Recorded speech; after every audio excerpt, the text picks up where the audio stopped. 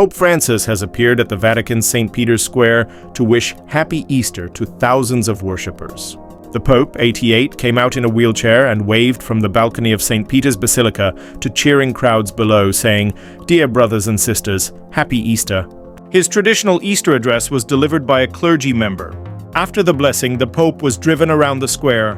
As he passed through the crowds, his procession paused a number of times as babies were brought over for him to bless.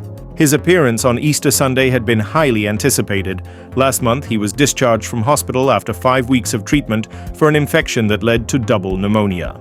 In his Easter blessing, delivered by a clergy member as the Pope sat looking frail beside him, the pontiff said, "There can be no peace without freedom of religion, freedom of thought, freedom of expression, and respect for the views of others." Prior to Sunday's celebrations, the Pope had been seen out twice this week.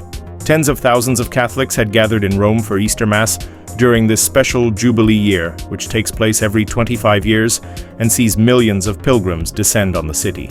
The Jubilee year kicked off with the Pope opening the usually bricked-up Holy Door at St. Peter's Basilica on 24 December.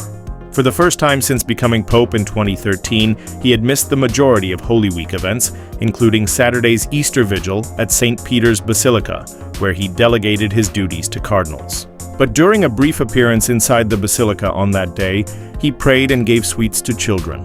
When he was discharged from hospital in March, his doctors had said he would need at least 2 months of rest at his residence.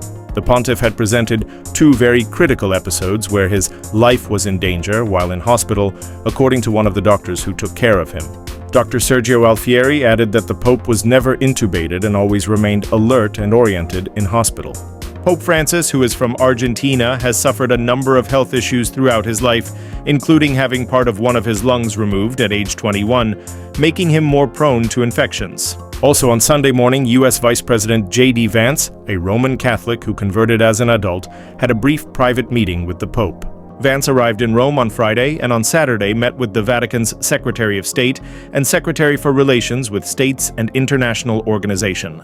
During cordial talks, the parties expressed satisfaction with good existing bilateral relations and a common commitment to protect the right to freedom of religion and conscience, the Vatican said in a statement. There was an exchange of opinions on the international situation, especially regarding countries affected by war, political tensions, and difficult humanitarian situations, with particular attention to migrants and prisoners. Like and subscribe.